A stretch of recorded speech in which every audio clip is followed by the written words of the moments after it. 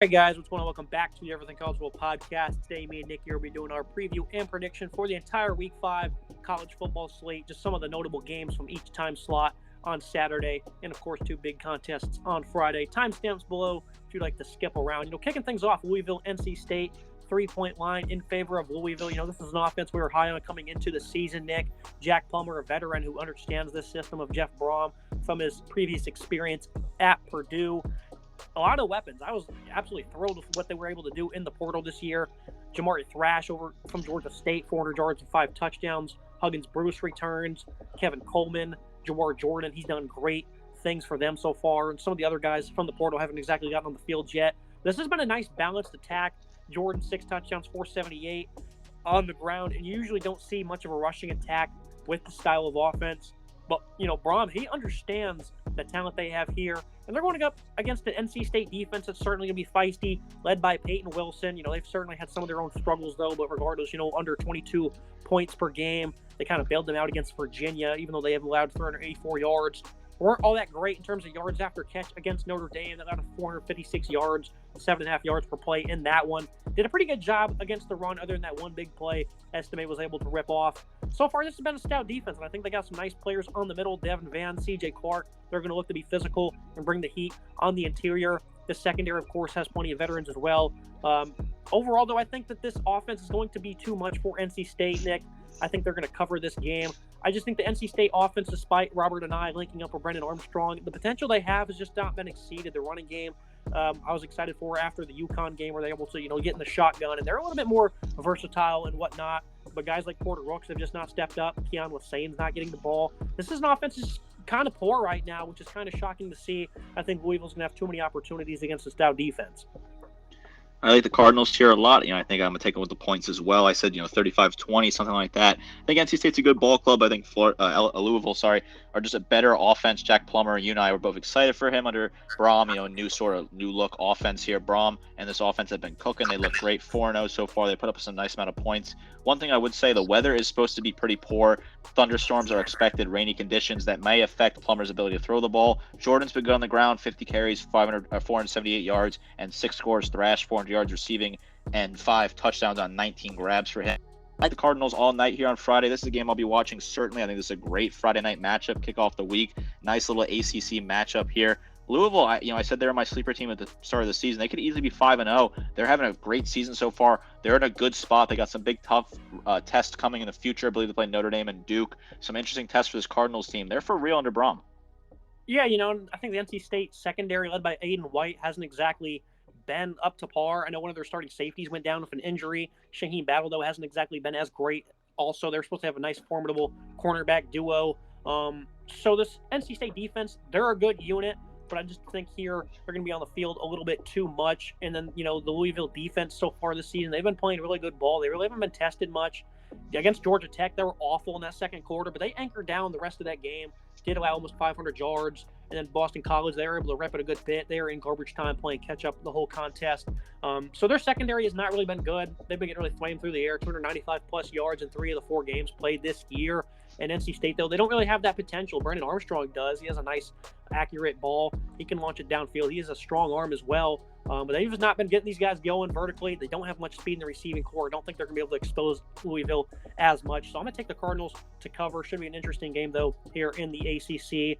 Looking at a ranked matchup in the Pac-12, Utah, a bit of a survive and advance mentality so far this year against UCLA and Baylor without Cam Rising. This offense has just suffered, Nate Johnson, a true freshman, has really been the guy who gets the nod at quarterback, coming in as a, mainly a runner. Hasn't done much throwing the football. And I think that's certainly going to be a bit of a demise here. They're going against the defense in Oregon State the last week. I wanted to find out how they would do in the back end after some crucial departures, and they got absolutely hammered against the pass and Cam Ward. Utah's not going to be able to provide that here. Unless Cam Rising is playing, which it doesn't appear he's going to. Nate Johnson has certainly been nicely efficient, hasn't turned the ball over through the air. But it just makes this offense hard because they've not been able to really run the football as much. They went against the tough UCLA defensive line, got completely stifled. James Rawls leads a pretty good run defense for Oregon State. Against Baylor, they had 224 yards, but they were hard-fought yards. They've had 48-plus rushing attempts, or 47-plus, that is, over the last 3 games. They're really trying to pound the rock, Nick, and it just have not been a very efficient attack because these opponents know how one-dimensional they are. I think for Oregon State, it's going to be hard for them to run the ball. They line up in the I formation, Damian Martinez, Deshaun Fenwick. And so it's going to be tough, I think. Utah is certainly equipped to slow down this run. I'm going to go with like a 21-14 type of score. Oregon State to cover. I think it's like 3.5 at this moment in time. Utah winning this game would be mind-blowing, though, Nick. Yeah, I can't see Utah winning this game. Oregon State obviously wants to bounce back after losing to Washington State. What a very good Washington State team, Oregon State. That's definitely a letdown for them. They could have found themselves in a good position in the Pac-12, kind of control their own destiny, considering the schedule in front of them. Ranked versus ranked matchup here in Corvallis. I like this, a fun game, towards the later night of the slate. I'm taking Oregon State here, 28-20. I like the points for Oregon State as well. I just think having a more set up, stable offense is a good spot. Without Cam Rising, like you said, Utah is so one-dimensional, and it's been good bend, don't break sort of mentality so far. But I think it's going to finally catch up to them against a better team here in Oregon State on the road. Tough environment, pretty crappy weather, it looks like. I like Oregon State here. I think this is a good team with Martinez running out of the backfield. He should have a pretty decent day. This Utah defense is a stout defense, playing a lot better than I thought they would, but I like Oregon State here to put up 4 scores and win this game. Definitely an interesting matchup if you're a Pac-12 fan, because this gets to kind of tell where these teams are going. If Utah can get to 5-0 without Cam Rising, they're serious contenders in the conference. He comes back healthy. Yeah, 9.5 points per game allowed for Utah so far. Allowed only 9 rushing yards net against UCLA. Florida, they only give up 13 there. I mean, these are elite numbers. I just think there's going to be too many short fields here for Oregon State not to be able to execute. Of course, that is if Rising doesn't play. And even if he does, it's going to be hard for him to kind of get in rhythm here. So I think just short fields, and I think they'll definitely force a turnover. It's going to help Oregon State out. Very interesting barn burner type of defensive affair. We're going to learn a lot about Oregon State, though, what they can do against a tough defense that's good at stopping the run. So they had a field day last week against Washington State. Looking at the 12 p.m. slate of Week 5, getting our Saturday started, UCLA and Colorado. Trojans coming off a bit of a disappointing effort against Arizona State, where their offense didn't look all that great. They had penalties, plenty of miscues. Williams had a couple of bad throws. And with that said, they still had almost 9 yards per play, well north of 500 yards.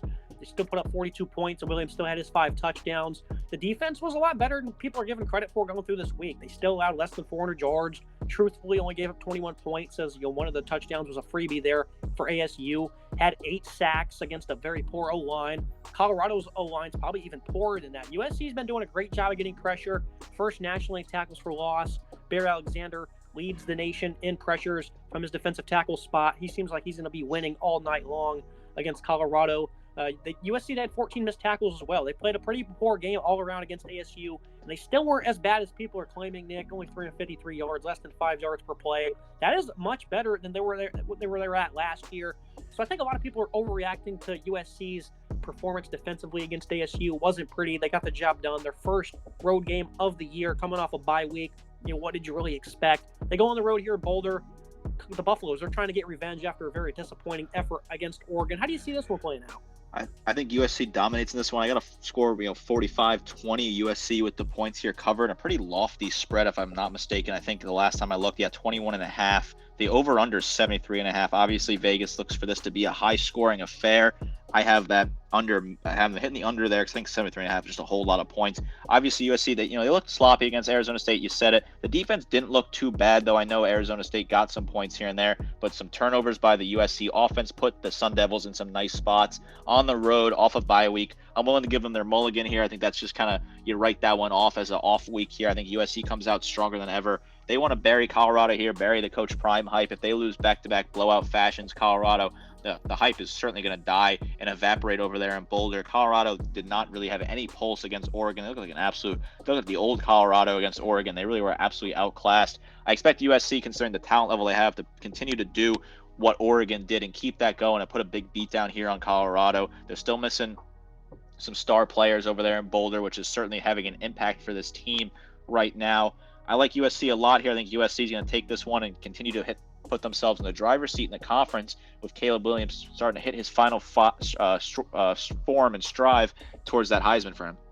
Yeah, Colorado, outside of Shedeur Sanders-led passing attack, they're almost towards the bottom of college football in every single category.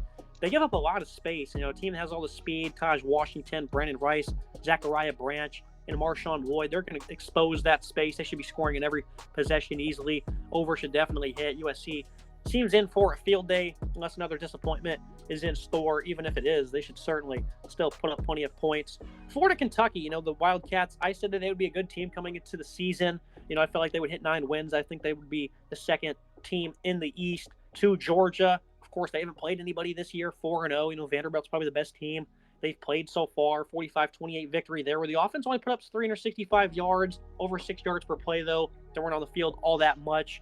We're going to learn a lot about this team. Devin Leary has 5 interceptions. The O-line's playing a little bit better, though. You know, Liam Cohen coming back has certainly helped. This is a trio of receivers that is very good. Dane Key, Barian Brown has great speed.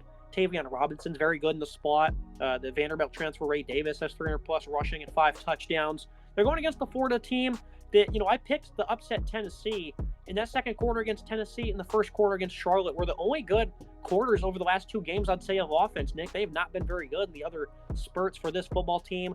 Graham Mertz going on the road here. I never liked picking him. I didn't like doing it against Tennessee, but I did it anyways because I thought they'd be able to run the ball. And that's what they want to do. Trevor Etienne, Montrell Johnson, the offensive line is very impressive. They're going against a Kentucky team that is very stout against the run. Obviously, this is going to be their big test to actually prove it. But I love what they have in their front 7. J.J. Weaver, Trevin Wallace, Khalil Sanders really stepping up. Deone Walker, he's massive at nearly 350 pounds and 6'6". I think they're going to be able to slow down this run here.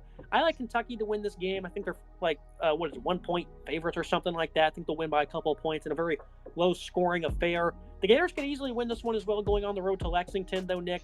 I just think the ability to make Florida one-dimensional, it's what we were talking about in the preseason.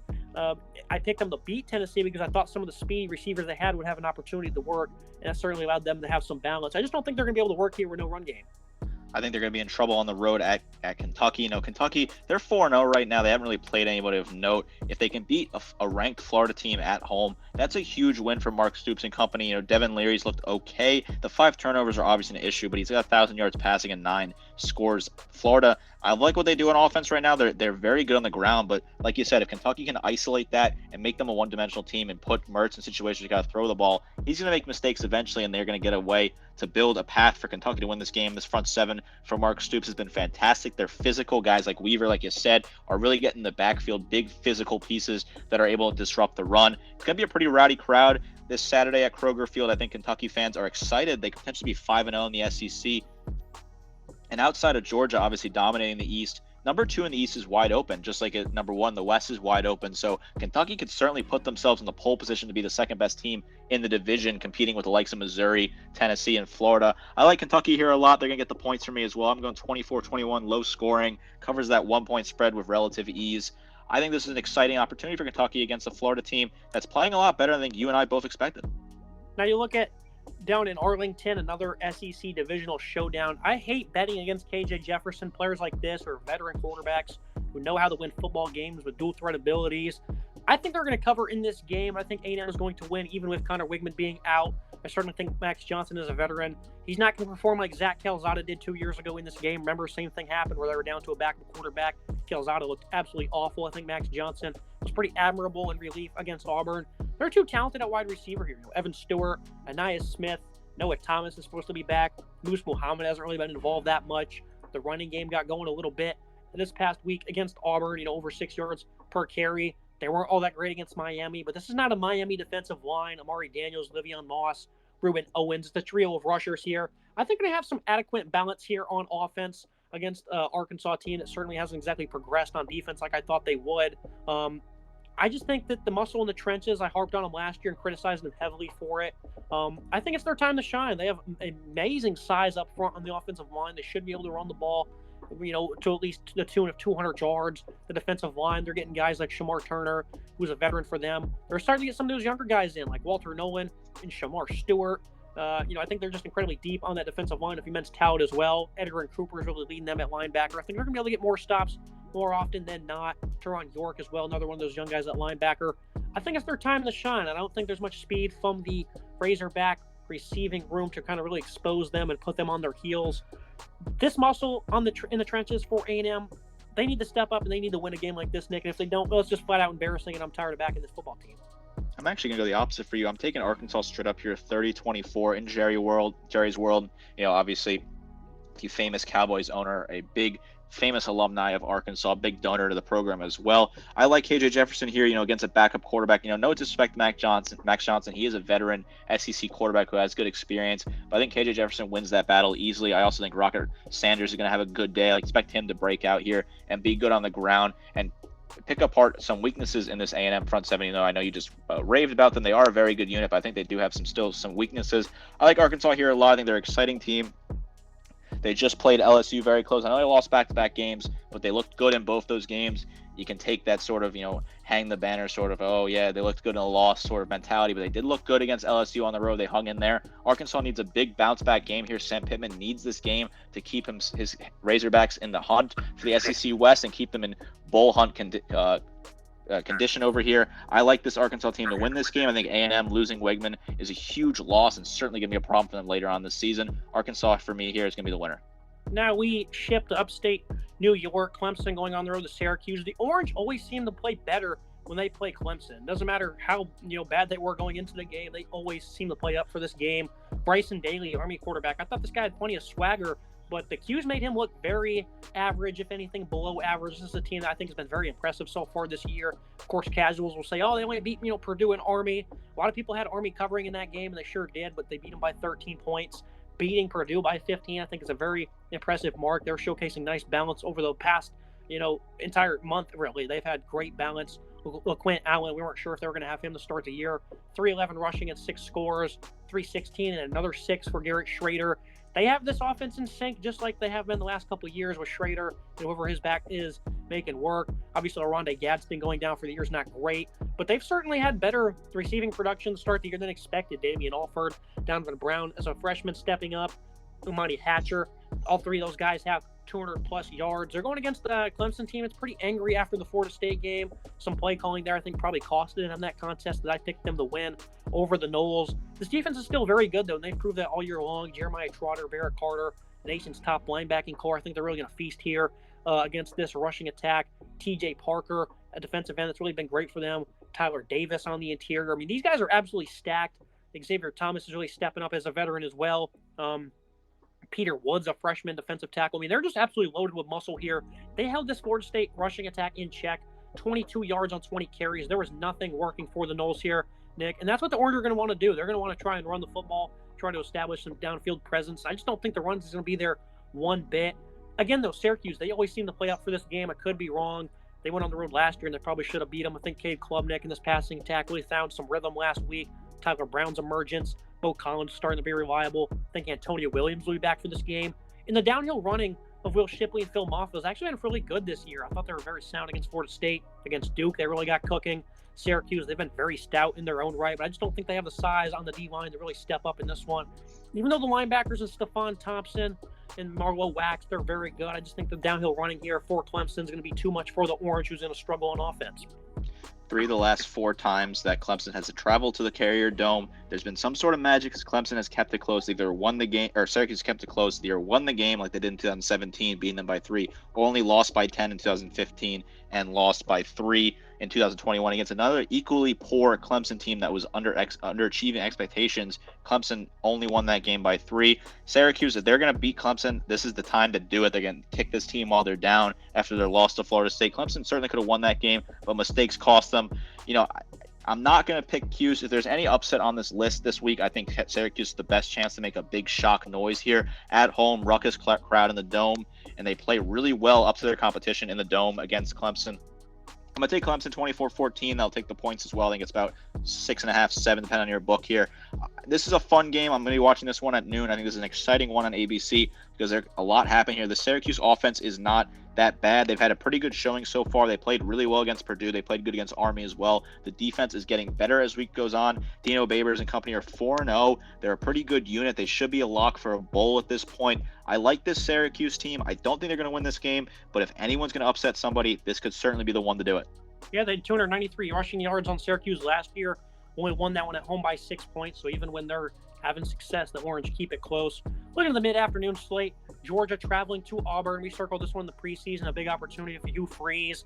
We said they could potentially be undefeated, but the offense has just underperformed. They've not been anywhere near what I thought they would be. It says 32 points per game. It's like 13.5 against Power 5 competition. The run game of Jacobus Hunter and Brian Beatty. They got plenty of skill and speed here. These guys have been no good. Just the running game is not really working. The offensive line is not performing well. 136 and 144 in the 2 games against Power 5 opponents. Peyton Thorne, he's really struggling. 4 touchdowns, 3 picks. Some of the lack of speed at receiver certainly, hurting them. They only had 44 passing yards last week against A&M.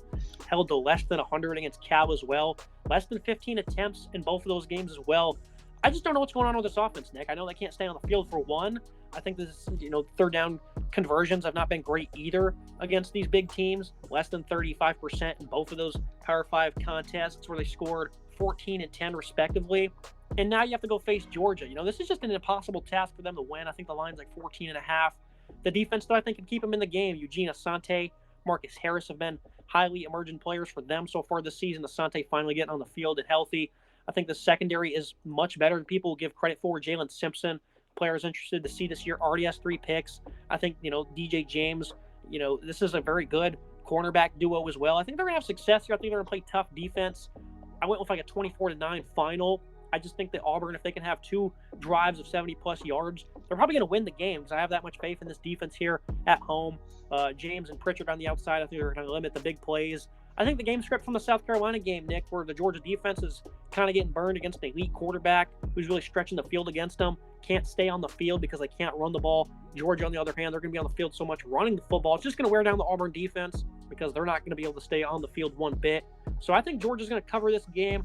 Very interested to see how it plays out, though, because I think Auburn can certainly win, which is crazy to say against the number 1 team in the country. Just, again, this is SEC West country. This is a 3:30 CBS game. The defense is certainly be up for the task. Don't think they're going to get the job done, but this will be an interesting one. I said Clemson versus Syracuse was the best upset opportunity, but you want to talk about the second best, you want to talk about upset opportunity, all you want. Auburn at home in Jordan-Hare against Georgia. This has got upset potential written all over it. I know they did not look good against A&M. They had a very bad game against A&M.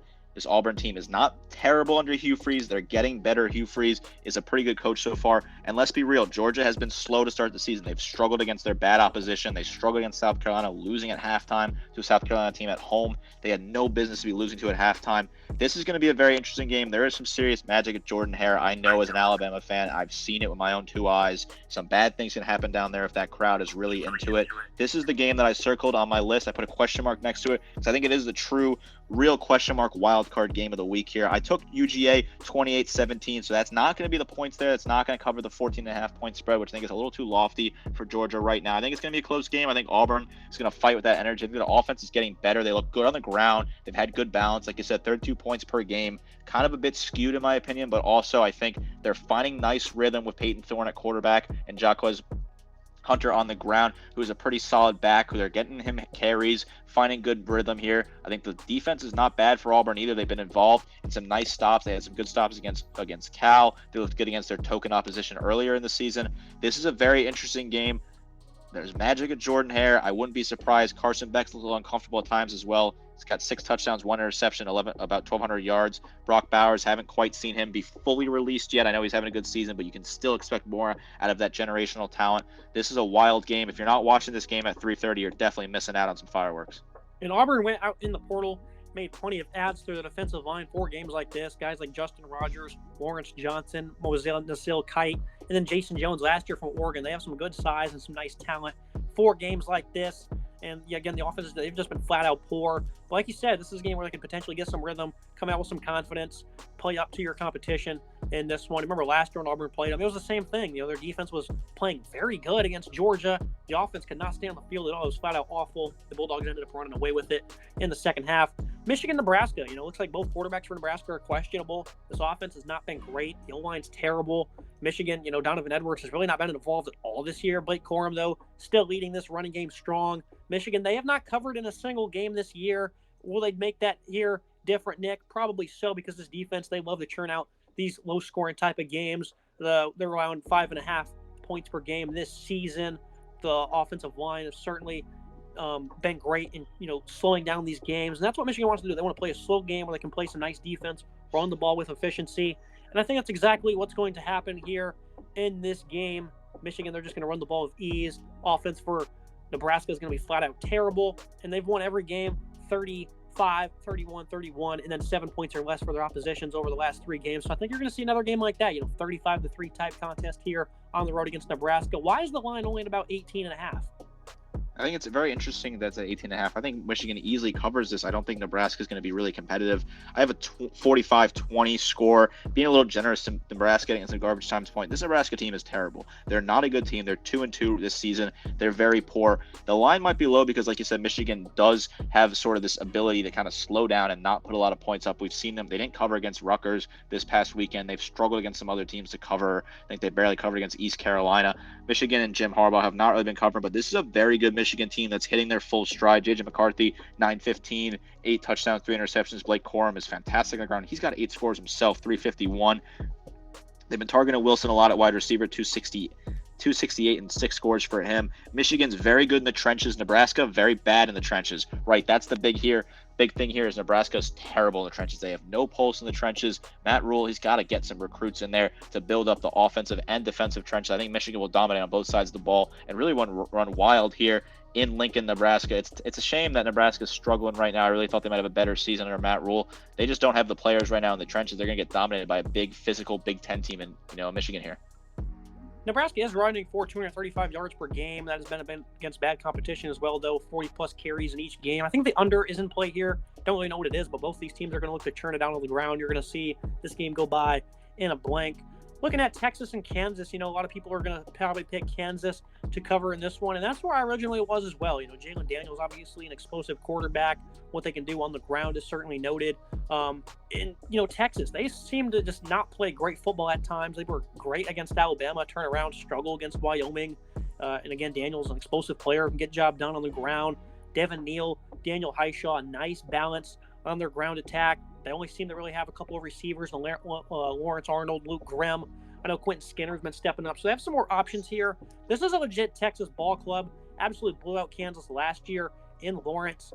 It's just hard to expect what you just don't know what you're going to get from Texas. But this is a Kansas defense that typically gives up a lot of space.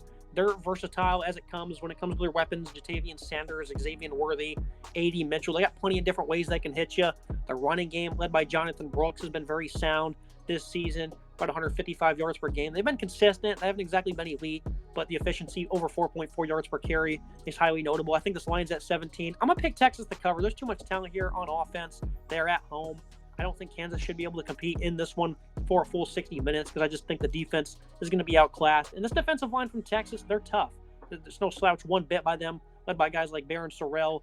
So I certainly think this is going to be a one-dimensional Kansas offense. And Texas is going to score on, a good portion of their drives. I see them covering in this one. But if they don't, it's, again, just another Texas disappointment. I think Texas is the line for a disappointment here. I'm going to take Kansas to cover the spread. Texas is going to win this game. I have them winning by 12, 35-23, but they're not going to cover that 16.5 point spread right now. I think they're in line for disappointment. Ewers has been perfect so far. No mistakes for him. 1,000 yards, 9 touchdowns, no interceptions. I think he's going to make a mistake here, throw an interception. There are some pieces in this Kansas secondary I like. This is a defense that's not fantastic, but I think this unit has some upside here. I think Kansas gets a chance to be competitive in this game. I think Texas pulls away late. But I like Kansas to be competitive in this game. They're on the road, but Texas is due for a letdown. You always get it with Texas. When is the Texas letdown going to come?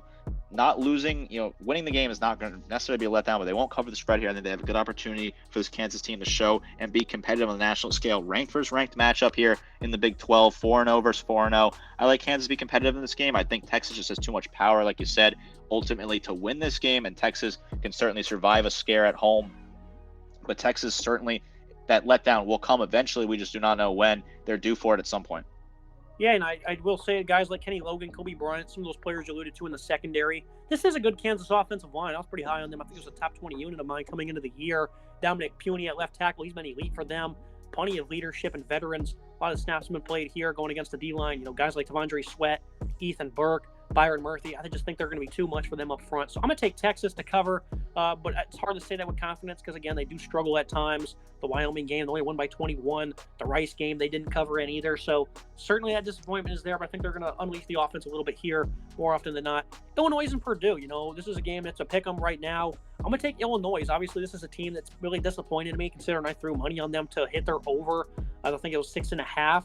And they've been disappointing, right? And, maybe this is a biased selection. I just think the defense for Illinois has stepped up the last couple of games. They're very sound against Penn State. Luke Altmaier just kept giving the ball back to Penn State, numerous turnovers on bad throws because, for some reason he can't play the game of football correctly downfield when it comes to throwing to a talented receiving core led by Isaiah Williams and Pat Bryant. I just think that the versatility here of Altmaier is going to be on display.